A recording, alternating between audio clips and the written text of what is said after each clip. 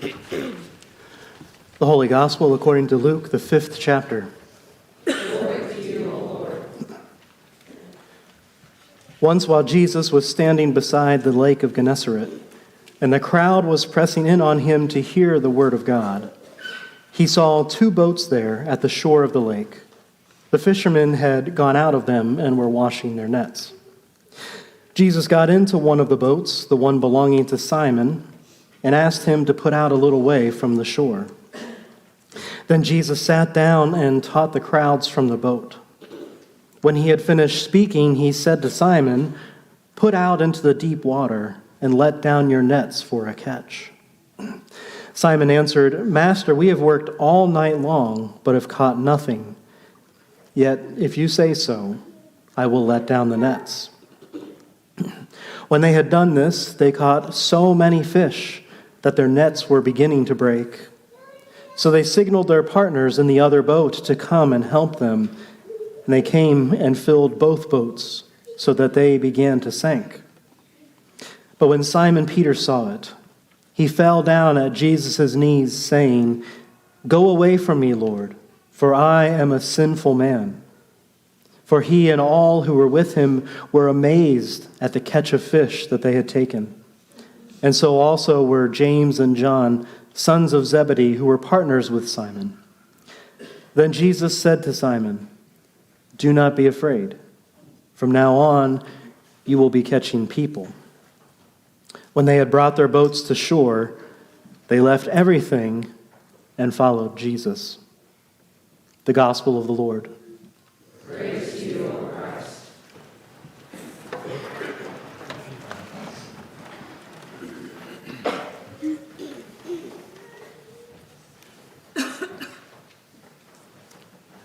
I'm kind of getting the sense that what I'm going to say may not be too popular.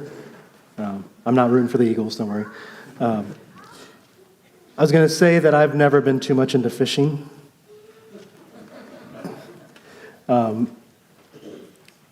It had been years before I moved to Missouri that I had ever even done it for the longest time, and even since I've moved here, it's only been a few times, and it's mostly been at the invitation of some of you.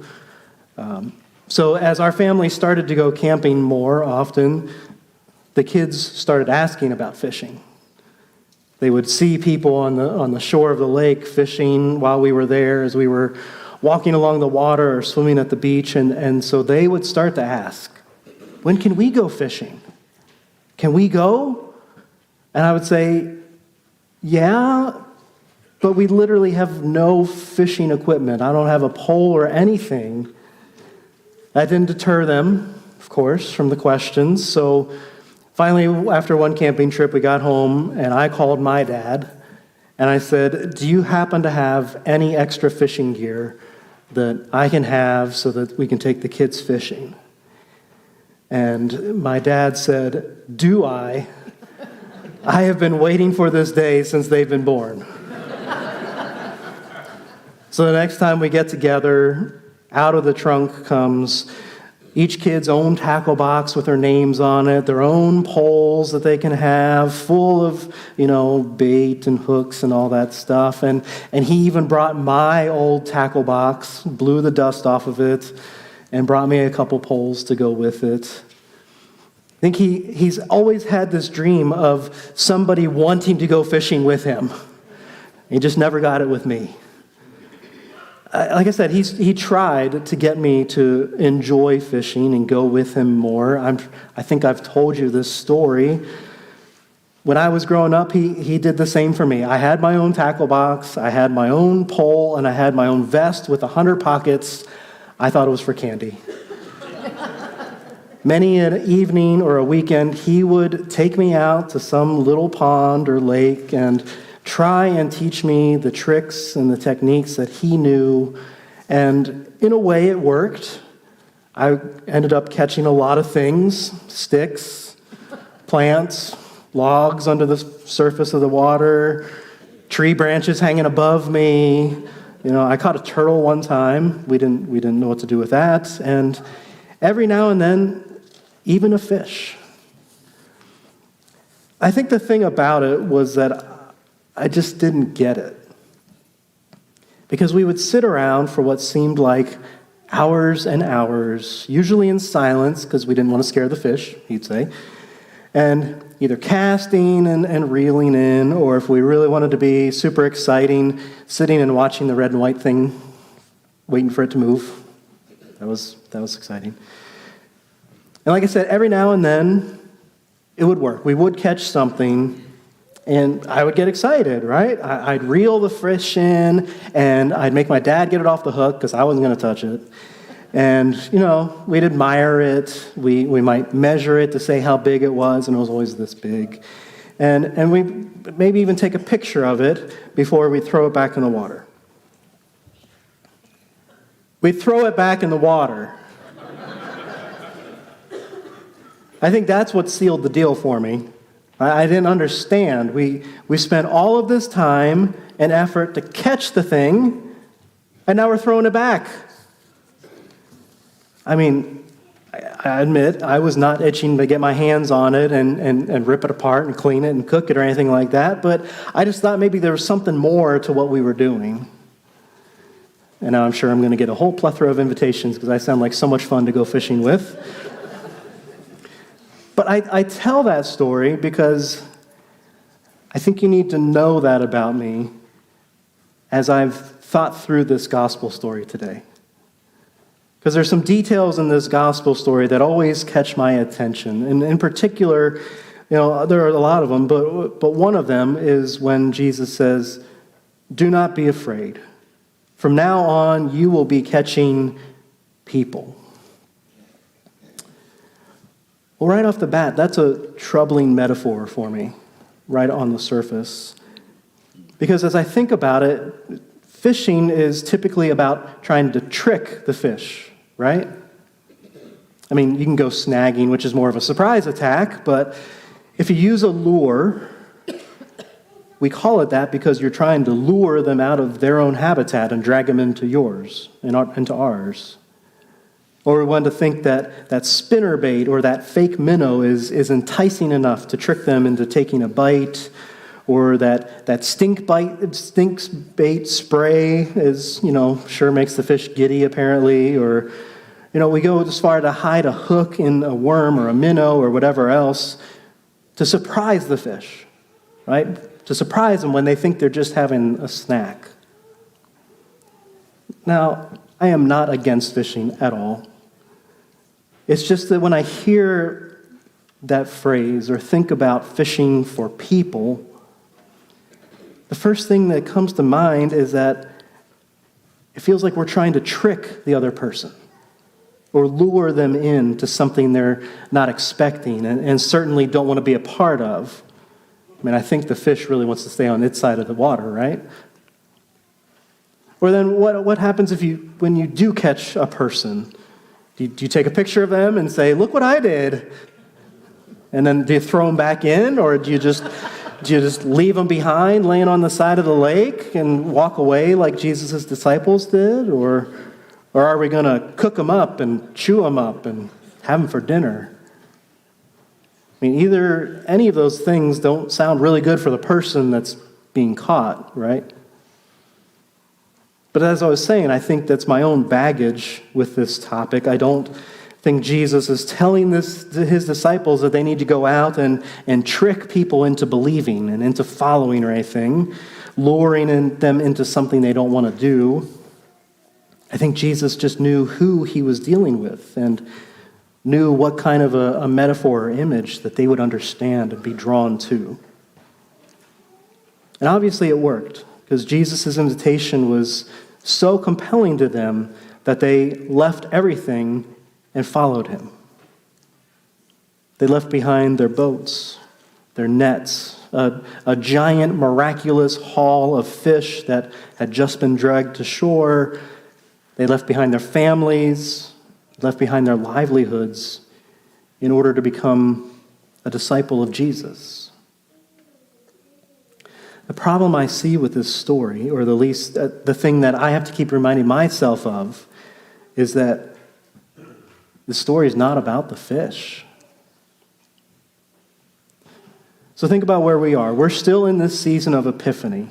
And I'm sure you've heard me say multiple times that the point of this season, the point of all the stories we've been hearing in the weeks since Christmas, the point is to recognize the divine work around us. All of this is meant to point us to what God is doing and why God sent Jesus and who Jesus is and what Jesus has come to do. All of those stories we've heard are meant for that, whether it's the star that directed the Magi to the child Jesus, or God's voice booming into the world to announce Jesus' identity at his baptism. Maybe it was Jesus' first public miracle of turning water into wine, or his own reading of the scroll of Isaiah in the synagogue to announce what he's come to do. All of those things, all those stories are meant to point us to epiphanies, to revelations, to understandings of what God is doing.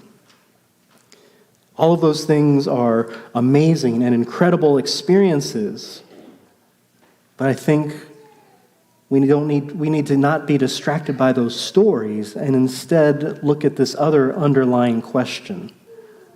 This question that says, okay, now that you've seen this, how do you understand God? And what are you going to do following this experience? And so I wonder if you've thought about that lately. Because I know we're well past Christmas at this point, and so all of those sweet little images of baby Jesus and a newborn Messiah, those are fleeting now.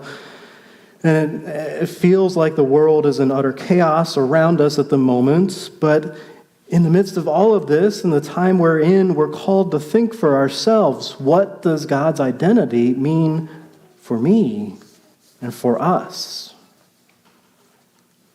When Peter finally had his epiphany on the boat that day, and in Luke's gospel, this happens after Peter witnesses Jesus heal his mother-in-law, and after Peter sees Jesus offer acts of mercy and healing in other places, and now they've been on the boat, and he's heard Jesus teach these crowds that have gathered, and then Jesus sent him out into the deep water to put down nets and make this huge catch. Once Peter has had all of these experiences, and he's had this epiphany moment of this miracle of fish, the only thing Peter could do was fall at Jesus' knees and say, "Go away from me, Lord, for I am a sinful man." Peter had this epiphany, but he didn't feel worthy. And yet, Jesus still called him to follow and be a part of this. Do you recognize a similarity with what we heard in our first story this morning? The call story of Isaiah from our first reading, which was read so wonderfully. Sorry. Isaiah had this grand encounter with the divine, didn't he? Isaiah witnessed the Lord sitting on a throne. He saw six-winged seraphs standing next to the Lord, and they were all shouting, "Holy, holy, holy." The thresholds were shaking. The house was filled with smoke. Can you imagine that experience? And before the Lord could even offer a word to Isaiah or offer any kind of invitation, Isaiah quickly spoke up, "Woe is me! I am lost. I am a man of unclean lips. I live among people of unclean lips. Yet my eyes have seen the King, the Lord of hosts." Kind of the same thing happened, right? Isaiah encountered the divine, and the first and only thing he could do was confess his sin, confess his brokenness, tell God his fear. And there, too, God still used Isaiah. God had a coal taken and to touch Isaiah's lips, which released him from his sin and guilt. And so then when God said, "Whom shall I send?" Isaiah so famously replied, "Here I am. Send me." I think we can get so distracted by the experience of the divine and also so burdened by the weight of guilt and sin that we carry that we feel like we can't do anything or that we're not worthy enough to do anything. And yet, as we see time and time again, God still calls us. God still points us to move forward. In both of those stories, there was one simple word that shifted trust in God. It was a word that both Peter and Isaiah used in their response to God. When Jesus told Peter to put down his nets in deep water, his reply was, "Master, we've worked all night long and have caught nothing. Yet, if you say so, I will let down the nets." Isaiah had a similar response after his encounter with the Lord. At that moment, he felt totally unworthy. He said, "Woe is me, I'm lost, I'm unclean, I have unclean lips, I live among unclean people. Yet, my eyes have seen the King, the Lord of hosts." I wonder what it would take for us to find that one little word, yet. I have been trying and trying and trying, Jesus, but nothing seems to be working out. Yet if you say so, I will trust in you. I keep trying to follow you, and I feel like I can't. Yet, if you call, I will follow. Our human instincts tell us that that's the last thing that could work, right? One little word. And I'll be the first to tell you, this is not meant to be a quick fix. Like, just say this one word and everything will be fine. It's not like that. But yet, I think sometimes one little word can shift our thinking. One little word can carry our frustrations and point us to a whole new place of trust and hope. One little word, I think, can rip us from our comfort zone so that we can fully land in the hands of God. Jesus calls each of us out of our despair and our pain. He calls us out of our questions and uncertainty, and he tells us to let go and trust and follow. It's a hard thing to do. But with the promise of God and with the use of one simple word, maybe we too can more fully experience the divine around us. And we can live with such hope in God's abundant love and ability to redeem us and call us into what's next. Amen.